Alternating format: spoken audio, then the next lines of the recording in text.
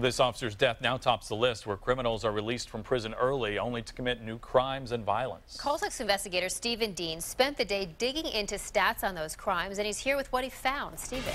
Well, that ex-con who killed this officer was sentenced to a year in prison back in January, but he got out in only 5 months, and this guy was a repeat offender. He was a drug dealer.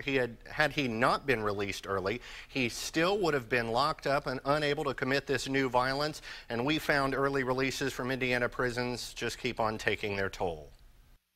A family victimized by a child molester was traumatized all over again after a teen's abusive swim coach was released from prison, serving only 20 months of a 10-year sentence. Call 6 investigators reported last year on Chris Wheat's early release from prison, but it keeps on happening.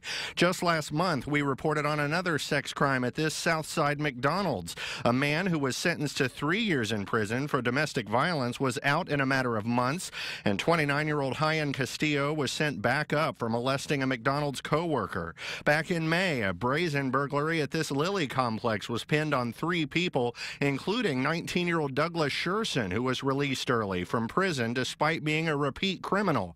And there were other cases the Call 6 investigators uncovered. In April, a repeat child pornographer named Wesley Marshall paroled early and was caught with more smut on his computer.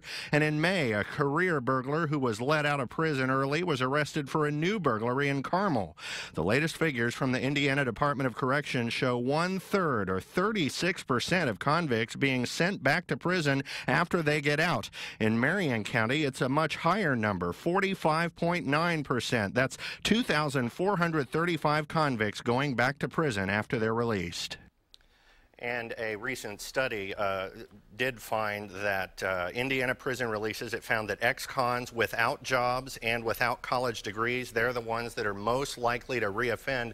So now it's going to be up to our elected lawmakers at the Indiana State House to figure out whether the Indiana Department of Corrections needs to tighten its guidelines in these early releases, and this is certainly going to fuel that discussion. Definitely will, Stephen. Thank you very much. Appreciate it.